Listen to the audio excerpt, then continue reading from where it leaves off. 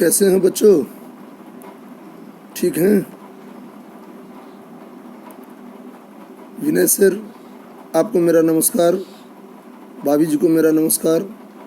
और बच्चों, आप दोनों के लिए मैं यह विशेष वीडियो बना रहा हूँ। आप सब हिंदी पढ़ते हैं और हिंदी ही नहीं, किसी भी भाषा को अच्छी तरह पढ़ने के लिए व्याकरण का होना अनिवार्य होता है। तो जाहिर है हिंदी को पढ़ने के लिए भी व्याकरण की अनिवार्यता है। तो ऐसे में चलिए, जो आम समस्या होती है कि व्याकरण नहीं आता, व्याकरण कैसे पढ़ें, व्याकरण का बेसिक क्या है, मैं आज आपको बताता हूँ। आपको किसी किस्म की परेशानी नहीं होगी। यहीं से शुरू करते हैं, व्याकरण शब्द से। क्या है व्याकरण? हर समय देखिए, हर किताब में इसकी परिभाषा दी जाती है, हर जगह बताया जाता है, लेकिन बेसिक बात नहीं बताई जाती। व्याकरण में वी उपसर्ग है, व ह्रस्व इकार, जोड़ आ है और जोड़ करण है, क छोटा र और मूर्धन्य ण। व ह्रस्व इकार, वी जोड़ आ, जोड़ करण क छोटा र और मूर्धन्य ण। बच्चों,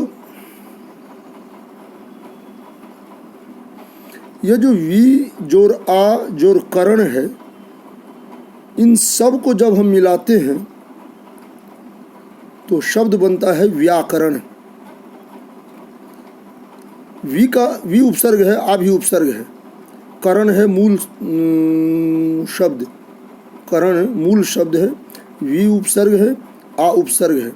ये दोनों उपसर्ग करण मूल शब्द में जुड़ गए तो शब्द क्या बना? व्याकरण। क्या होता है इसका मतलब? वी मतलब विशेष, खास रूप में। आ क्या है? आ मतलब होता है समस्त, सारा। जैसे बोलते हैं ना कि आपाद मस्तक, यानी सर से पैर तक। आ मतलब समस्त होता है, आ मतलब तक होता है, आ मतलब सारा होता है, ठीक। और करण मतलब है करना। तो विशेष रूप में समस्त करना, ये इसका ऐसे अर्थ निकलता है। लेकिन जो विशेष रूप में समस्त करना क्या? तो भाषा को विशेष रूप में, या जो कहिए कि विशेष रूप में सारी भाषा को विशुद्ध करना ही व्याकरण है। विशेष रूप में सारी भाषा को, यानी समस्त भाषा को विशुद्ध मतलब होता है पूरी तरह से शुद्ध करना, जरा उसमें जिसमें जरा भी कमी न रहे। तो विशेष रूप में सारी भाषा या पूरी भाषा को विशुद्ध बनाना ही व्याकरण है। विशेष रूप में पूरी भाषा, सारी भाषा, समस्त भाषा को विशुद्ध बनाना ही व्याकरण है। ये समझ गए? इसे 4 भागों में बांटा गया है।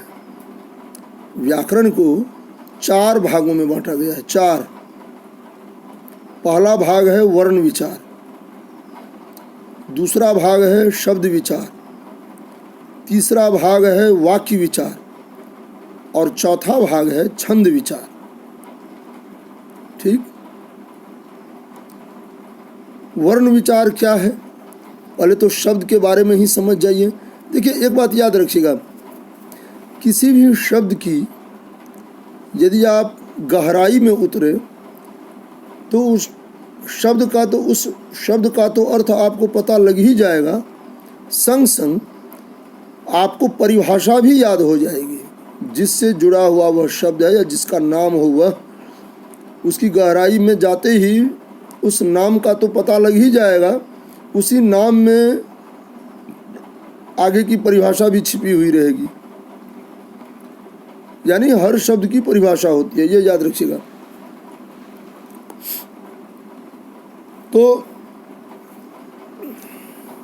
वर्ण विचार, पहले मैं आपको विचार के बारे में बता दूं। वर्ण बहुत लंबा है तो मैं उसमें आराम से आपको बताऊंगा। विचार का मतलब होता है कि उस पर उसके बारे में जानकारी प्राप्त करना। वर्ण विचार यानी व्याकरण का वह भाग जिसमें हम वर्णों के बारे में पूरी जानकारी प्राप्त करते हैं, उस पर विचार विमर्श करते हुए, उस पर सोचते हुए, उसके बारे में जितने तर्क दिए गए हैं, उसके बारे में जितने बिंदु दिए गए हैं, उन पर सोचते हुए, उन पर ध्यान धरते हुए, उनके बारे में मंत्रणा करते हुए तब जो एक निष्कर्ष मिलता है उसे हम विचार बोलते हैं।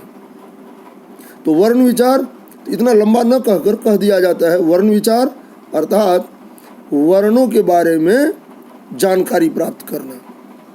शब्द विचार, शब्दों के बारे में जानकारी प्राप्त करना।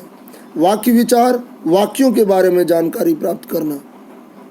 और छंद विचार, छंद काव्य में आता है, कविता में आता है। तो साहित्य में कविता को किस तरह से लिखा जाए, कविता में कितने तत्व होते हैं, कितने बिंदु होते हैं, कैसे उनमें मात्राओं का संयोग होता है। मात्राएं यानी स्वर वाली मात्राएं नहीं, कविताओं की अलग ही मात्राएं होती हैं, कविताओं में अलग ही मात्राएं होती हैं। तो उन मात्राओं को समझना और छंद, रस, अलंकार के बारे में जानकारी प्राप्त करना ही छंद विचार है।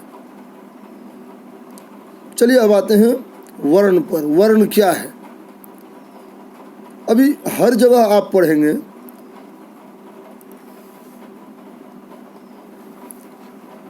कि वर्ण का मतलब होता है ध्वनि की वह सबसे छोटी इकाई जिसके और टुकड़े या खंड न हो। हर जगह आपको यही बात मिलेगी। यही बच्चा अटक जाता है, उसकी समझ में ही नहीं आता ये क्या कहा जा रहा है। बच्चा रट तो लेता है लेकिन वो समझ ही नहीं पाता कि ध्वनि क्या है, इकाई क्या है, बात उसकी समझ में नहीं आती। एक और बात है कि बोलते हैं सबसे छोटी इकाई, तो बच्चे को पहले बड़ी इकाई की जानकारी होनी चाहिए, तभी ना वह छोटी इकाई समझेगा। जैसे आप दोनों भाई हैं, तो एक बड़ा भाई है, एक छोटा भाई है। तो जो ही आप कहिएगा कि मैं छोटा हूँ, तो तुरंत पता लग जाता है कि इस बच्चे से भी कोई बड़ा होगा भाइयों में, तभी ना ये छोटा अपने आप को बोल रहा है। अब बड़े भाई का परिचय मिला नहीं और छोटे का परिचय आपको मिल गया, तो बात तो अधूरी रह जाएगी। हर किताब में ध्वनि की वह छोटी इकाई, ध्वनि की वह छोटी इकाई बता दी जाती है। बात बच्चा रट भी लेता है, पढ़ा भी दिया जाता है, शिक्षक भी पढ़ा देते हैं, बच्चे भी रट लेते हैं, लेकिन उनकी समझ में नहीं आता। अब यहाँ आपको समझना होगा कि ध्वनि की छोटी इकाई, इकाई यानी एक बिंदु। इकाई, आपके पिताजी तो खुद ही गणित के महारथी हैं, तो आप तो अच्छी तरह से इकाई यूनिट को बोलते हैं। तो वह जो है एक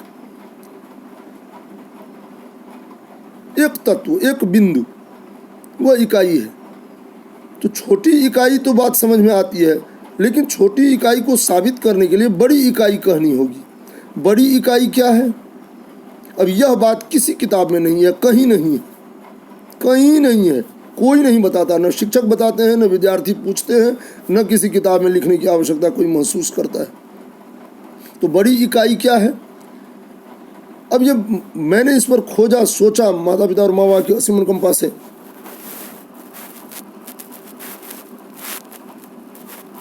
मैंने खोजा कि भैया बड़ी इकाई क्या है, तो तब पता लगा कि एक सांस में जितना लंबा आप स्वर निकाल सकें, या एक सांस में जितनी देर तक बिना रुके आप स्वर निकाल सकें, आवाज़ निकाल सकें, वही लंबी ध्वनि है, वही बड़ी इकाई है। जैसे मैं बोलूँगा क, अब देखिए कितना लंबा हो गया, ये एक ध्वनि है। इसी को यदि कहा जाए क तो 2 ध्वनियाँ हो जाएंगी। इसी को कहा जाए क 3 ध्वनियाँ हो गई। मतलब यह है बच्चों कि जब तक बिना रुके कहा जाए तब तक एक ध्वनि होगी या बड़ी इकाई होगी, और जब तक सबसे कम देर तक रुकने के बाद जो स्वर निकाला जाए, जो ध्वनि निकाली जाए, जिसमें बहुत कम समय लगे, उसको हम सबसे छोटी इकाई बोलेंगे। तो बड़ी इकाई जब तक आप नहीं समझेंगे, छोटी इकाई समझ में नहीं आएगी। बड़ी इकाई अभी मैंने बताई आपको। अब जैसे है क, अब इससे छोटी इकाई नहीं होगी। क मतलब और निकाल दिया, ऐसे तो बोलते हैं क। अब इसमें अ है, और निकाल दीजिए तो हो जाएगा क। क में क जोर अ, क हलंत जोर अ होता है तो क होता है ना, अ हटा दीजिए, क्या होगा क। ठीक है, क। अब इससे छोटी ध्वनि नहीं हो सकती। यही है वह ध्वनि जिसको हम वर्ण बोलते हैं। यही वह ध्वनि है जिसको हम वर्ण बोलते हैं। तो अब बड़ी इकाई, कहीं इसकी चर्चा नहीं है, कोई बताता नहीं, कोई सिखाता नहीं, कोई समझाता नहीं, इसलिए दिक्कत हो जाती है। समझ रहे हैं ना? तो बड़ी इकाई बिना रुके जब तक स्वर निकले वो बड़ी इकाई। छोटी इकाई अर्थात सबसे छोटी इकाई अर्थात कम से कम समय में जिससे छोटी ध्वनि नहीं हो सकती, उस स्वर को हम छोटी इकाई बोलते हैं, लघुत्तम इकाई बोलते हैं, सबसे छोटी इकाई बोलते हैं। जैसे क, क, क और क, तीनों क, क, क और क। देखिए यह है, क लंबा खींचिए, बड़ी इकाई हो जाएगी। उसको तोड़ तोड़ कर बोलिए, क क क, 3 इकाइयाँ हो गई। और इससे भी छोटी इकाई होगी क। अब इससे छोटी इकाई नहीं हो सकती, यानी अ हट गया। यही है वह छोटी ध्वनि, सबसे छोटी इकाई, यही है वर्ण। ठीक है। अच्छा, अब यहाँ सवाल उठता है, अच्छा ध्वनि किसे बोलते हैं? ये तो आप पता ही होगा आपको। जो कानों को सुनाई पड़े वह ध्वनि है। जो कुछ भी हम सुनते हैं, पंखा चल रहा है, सन की आवाज़ आ रही है, वह भी ध्वनि है। जो भी हम सुनते हैं वह ध्वनि है। तो हम क सुनते हैं, वह भी ध्वनि है। अब उसका सबसे छोटा रूप सुनेंगे तो वही छोटी इकाई है।